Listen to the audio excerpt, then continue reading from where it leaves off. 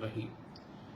اس وقت پاکستان کی ریاست کو جو سب سے بڑا خطرہ درپیش ہے وہ دشمن کی فوجوں کی جانب سے نہیں، ایک نظریے کی جانب سے ہے، آئیڈیالوجی، اور وہ ہے ہندوتوا، ہندو زائنزم۔ یہ ایک ایکسپینشنسٹ فیشسٹ آئیڈیالوجی ہے جس کا مقصد یہ ہے کہ برما سے لے کے افغانستان تک ایک ہندو راشٹرا، ایک ہندو حکومت بنائی جائے، اور اس کے درمیان سب سے بڑی رکاوٹ ان کے لیے جو ہے پاکستان کی ریاست ہے۔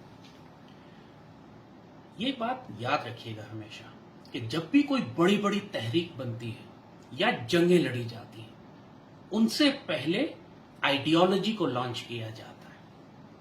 جس طرح نازی جرمنی کی مثال اگر ہم آپ کو دیں تو ہٹلر اپنی فیشسٹ نازی آئیڈیالوجی کے ساتھ پہلے الیکشن جیت کر آیا، اور اس کے بعد اس نے اس کو ایک فوجی طاقت بنا کر جرمنی کے ذریعے پوری دنیا پر جنگ عظیم لانچ کی۔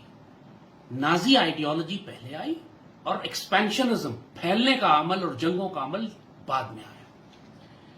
اسی طرح جب پاکستان بننے کی بات آئی تو سب سے پہلے نظریہ پاکستان آیا۔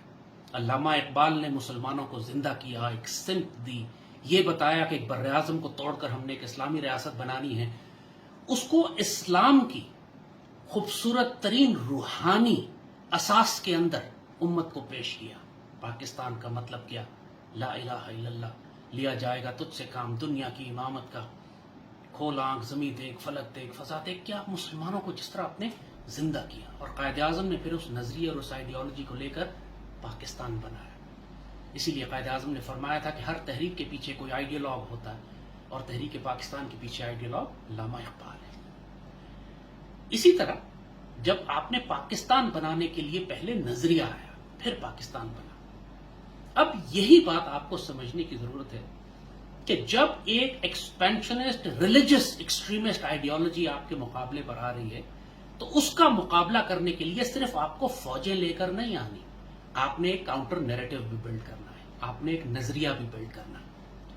پاکستان میں حالیہ جنگوں کی مثال آپ کو دیتے ہیں کہ جب ٹی ٹی پی کے خوارج نے پاکستان کے خلاف جنگ مسلط کی، آپ کو معلوم ہے کہ سوات کا علاقہ خالی کرنا پڑا، ٹرائبل ایریاز ہمارے ہاتھ سے نکل گئے، پورے پاکستان میں دہشت گردی، پاکستان آرمی جنگ نہیں کر پا رہی تھی ٹی ٹی پی کے خلاف، ہم علاقے چھوڑتے جا رہے تھے، سوات ہمارے ہاتھ سے نکل گیا، ٹرائبل ایریاز نکل گئے، بڑے بڑے علاقے ہمارے کنٹرول سے نکل چکے تھے، اس حد تک کہ جی ایچ کیو کے اوپر آفیسرز یونیفارم پہن کے نہیں جا سکتے تھے، کیونکہ جی ایچ کیو کے گیٹ پہ لیفٹیننٹ جنرل مشتاق بیگ سرجن جنرل کو شہید کر دیا تھا۔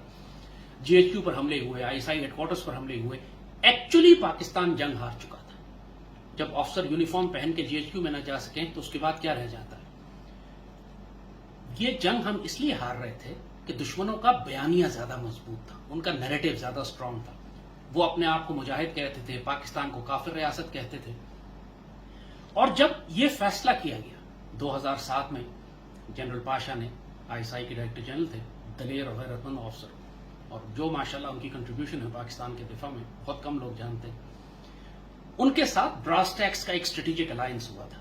اس وقت یہ فیصلہ کیا گیا تھا کہ ہندو زائنزم جو انڈیا میں اٹھ رہا ہے اس کو روکنے کے لیے، اور خوارج کو اور ٹی ٹی پی کو روکنے کے لیے پاک اسلام اور قرآن کی بنیاد پر ایک ریلیجس کاؤنٹر نیریٹو بلڈ کیا جائے گا۔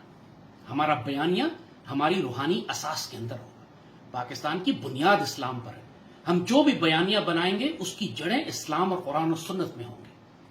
تو یہ فیصلہ اس وقت کیا گیا، اور آپ جو لوگ تاریخ یاد رکھتے ہیں ان کو معلوم ہے کہ اس وقت 2008 میں ہم نے ہندو زائنزم پر پروگرام کیے تھے۔ مودی کو تو لوگوں نے آپ دیکھا ہے، یہ جو ہندوتوا کی آئیڈیالوجی تو لوگوں کو اب پتہ چل رہی ہے۔ 2007-8 میں کسی نے ان کا نام بھی نہیں سنا، لیکن براس ٹیکس نے ٹیلی ویژن پر سیریز کر کے ہم نے ہندوتوا آئیڈیالوجی کو ایکسپوز کیا۔ ہندو زائنزم کی اصطلاح بھی میری دی ہوئی تھی، اور دوسری جانب ہم نے خوارج، ٹی ٹی پی کے خلاف خوارج کا تصور بلڈ کیا، سیدی رسول اللہ کی حدیث نکالی، اس سے ثابت کیا کہ یہ اسلام کے مجاہد نہیں بلکہ جہنم کے کتے ہیں۔ اور جب یہ نظریہ پوری قوم میں پھیلا، فوج کو پتہ لگا، ہمارے قبائلی علاقوں میں لوگوں نے ان کی حقیقت کو جانا کہ سیدی رسول اللہ نے ٹی ٹی پی کے بارے میں کیا فرمایا ہوا ہے۔ اس کے بعد پاکستان آرمی اس قابل ہوئی کہ فوجی آپریشن کر کے ان کو پیچھے ہٹا سکے، جب اس کو حمایت ملنا شروع ہو گئی قبائلی علاقوں سے اور قوم سے، ورنہ پہلے قوم خلاف تھی پاک فوج کے۔ جب ہم اپنی فوج کی قربانیاں یاد کرتے ہیں، بڑی جدوجہد کر کے اور قربانیاں دے کر ہم نے اتنے شہداء دے کر اپنے علاقے آزاد کرائے، یہ کبھی نہ بھولیے گا کہ پاک فوج کبھی بھی یہ آپریشنز نہیں کر سکتی تھی، کامیابیاں نہیں لے سکتی تھی اگر ہم بیانیے کی جنگ میں، نیریٹو کی جنگ میں سب سے پہلے ٹی ٹی پی کو شکست نہ دیتے۔ یہ مائن فیلڈ جو پہلے بارودی سرنگ بچھی ہوئی تھی ہماری قوم کے رستے میں، اس بارودی سرنگ کو بیانیے کی جنگ میں شکست دی گئی۔ پہلے ہم نے ان کو ٹی وی پہ ڈسٹروائے کیا، نیریٹو میں ڈسٹروائے کیا، ان کے بیانیے کو تباہ کیا، ان کو مورل ہائی گراؤنڈ سے اتار کر جہنم کے گڑھے میں گرایا۔ جب یہ ذلیل و رسوا ہو گئے قوم میں، اس کے بعد پاک فوج نے جا کر ان کو تباہ و برباد کیا۔ اسی طرح اب جب بھارت کے خلاف ہم بات کرتے ہیں تو بھارت کی جتنی جنگی تیاریاں اس وقت ہو رہی ہیں وہ نظر آ رہا ہے سب کو کہ بہت بڑی جنگ کی تیاریاں۔ وہ بالا کوٹ کی طرح کے بمباری کر کے بھاگ نہیں جائیں گے، وہ پاکستان کے علاقوں پر قبضہ کرنا چاہتے ہیں، میسو انویژن۔ لیکن یہ سب کچھ ایک آئیڈیالوجی کے نیچے ہو رہا ہے اور وہ ہے ہندوتوا۔ پچھلے دنوں پرائم منسٹر عمران خان نے بھی یہ بات کی کہ ہم تو ہندوستان سے امن کی بات کرنا چاہتے تھے لیکن رستے میں ہندوتوا کی آئیڈیالوجی آ گئی۔ ایگزیکٹلی۔ اور یہ آئیڈیالوجی اب کبھی پیچھے نہیں ہٹے گی، یہ آگے بڑھے گی۔ اس کا کام ہے، جس طرح جرمنی کا کام تھا اس وقت فیشسٹ آئیڈیالوجی تھی کہ پوری دنیا پہ، یورپ پہ، رشیا پہ اس نے حملہ کر کے جنگ عظیم برپا کر دی، یہی ہندوتوا کرے گی سونر اور لیٹر۔ آپ اس پہ بحث کر سکتے ہیں کہ کل کرے، 6 مہینے بعد کرے، 1 سال بعد کرے، لیکن اس پر بحث نہیں کر سکتے کہ یہ کرے گی یا نہیں کرے گی۔ اور جب اس ہندوتوا آئیڈیالوجی کے خلاف آپ نے اپنی قوم کو اکٹھا کرنا ہے تو آپ کا ریاستی بیانیہ کیا ہوگا؟ ابھی تک ہمارے پاکستانی اسٹیٹ کے پاس کوئی بیانیہ نہیں ہے۔ ایک جنرل نیریٹو ہے پاکستانی اسٹیٹ کا، یہ فیصلہ کیا گیا ہے کہ ہندوتوا کی ایکسٹریمسٹ آئیڈیالوجی کے مقابلے پر ہم کوئی کاؤنٹر ایکسٹریمسٹ ریلیجس آئیڈیالوجی نہیں دیں گے اور ہم صرف ماڈریٹ سافٹ امیج پیش کریں گے پاکستان کا، اور ہو سکتا ہے وہ افیکٹو نہ ہو لیکن بہت لمبے عرصے میں جا کے کہیں نہ کہیں ہندوتوا کو وہ پیچھے ہٹانے میں کامیاب ہو جائے گا۔ This is silly, this is stupid, dangerous, in fact suicidal, ممکن نہیں ہے۔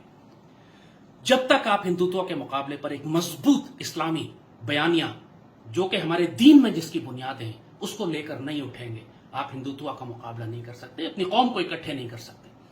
ہماری پاکستانی ریاست، ہمارے سارے صوبوں کا مزاج، ان کی ثقافت، ان کی تہذیب، سب کچھ الگ ہے۔ ہمیں کیا چیز جوڑ کے رکھتی ہے؟ اسلام۔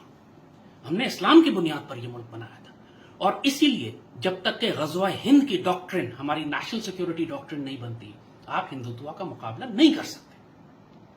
پاکستانی ریاست ابھی بھی غزوہ ہند کا نام استعمال کرتے شرماتی ہے، جبکہ ہندوتوا کی ریاست نہیں شرما رہی۔ مودی اور اس کے سارے وزیر اور اس کے جنرلز، اس کی ریاست، وہ تو کھل کے بات کر رہے ہیں ہندوتوا آئیڈیالوجی کی۔ ہم کیوں شرما رہے ہیں اپنے دین کو استعمال کرتے ہوئے، ڈپلوائے کرتے ہوئے؟ جو حکم ہے، جس کی بشارت ہے، جو ہمارے لیے اسپرچل اسٹرینتھ ہے، ہماری روحانی طاقت ہے ہماری، یہی بات اب بیان کرنے کی ہے کہ یہی وہ آئیڈیالوجی۔ اس وقت ہم صوبائیت میں تقسیم ہو گئے، قومیت میں، لسانیت میں، فرقہ واریت میں۔ ہمیں جو چیز اکٹھی کرے گی وہ ہمارا دشمن کرے گا، اور دشمن کے خلاف ہمیں ایک بیانیہ تیار کرنا ہے جو ہم سب کے لیے قابل قبول ہو، قرآن و سنت کی بنیاد پہ ہو، سیدی رسول اللہ کی احادیث کے مطابق ہو، اور ہماری ملٹری ڈاکٹرن ہو۔ صدیوں تک اسلامی سلطنتوں نے اسی طرح کیا، جتنے چاہے وہ امید ہوں، چاہے عباسی ہوں، اس کے بعد عثمانی ہوں، سب نے اپنی ملٹری ڈاکٹرن سیدی رسول اللہ کی اس حدیث شریف پہ بنائی تھی کہ قسطنطنیہ لازماً فتح ہو جائے گا اور جو امیر اس کو فتح کرے گا وہ جنتی ہوگا، جو فوج کرے گی جنتی۔ تو پاکستان کیوں اپنی ملٹری ڈاکٹرن غزوہ ہند کی حدیث پہ نہیں بنا تھا؟ ہمارا سروائیول اسی پہ۔ آج ہم انکار بھی کرتے رہیں تو کل جب یہ ہندوتوا ہمارے گھروں میں داخل ہو جائے گا اس وقت مجبوراً ہم غزوہ ہند کی بات کریں گے۔ تو کیوں مار کھا کر، ذلیل ہو کر اپنے علاقے دشمن کے ہاتھ میں دے کر پھر غزوہ ہند کی بات کرنی ہے؟ ابھی کیوں نہیں کرتے؟ قوم کو اکٹھا کیوں نہیں کرتے؟ یہی ہمارا، اور یہ اتنا پاورفل سائیکولوجیکل ویپن ہے ہمارے ہاتھ میں کہ جب ہندو سنتا ہے، ہندو زائنسٹ جب یہ سنتے ہیں غزوہ ہند کی بات تو ان کی ٹانگیں کانپ جاتی ہیں، ان کے وجود کے پسینے چھوٹ جاتے ہیں، اس لیے کہ ہسٹری کا بیگیج ہے ان کے اوپر۔ ان کو پتا ہے کہ 1000 سال مسلمان مغرب سے آتے رہے اور دہلی پہ قبضہ کرتے رہے، 1000 سال کی غلامی ہے۔ بہت سخت خوف ہے ان کو اس بات کا کہ مغرب سے کوئی اور فوج دوبارہ نہ آ جائے اور آ کر پانی پت میں ان کو شکست دے اور دہلی پر قبضہ کر لے۔ بہت شدید خوف ہے ان کو، اور یہ خوف بڑھ جاتا ہے جب آپ غزوہ ہند کی بات کرتے ہیں۔ نفسیاتی طور پر اپنے دشمن کو پہلے شکست دینے کے لیے غزوہ ہند کی ڈاکٹرن کو آپ کو بڑا ایگریسولی پروموٹ کرنا ہوگا، ریاست کو بھی، فوج کو بھی، قوم کو بھی، میڈیا کو بھی۔ اور یہ وہ ڈاکٹرن ہے جو قوم کو متحد بھی کرے گی، آپ کو ایک پرپس دے گی۔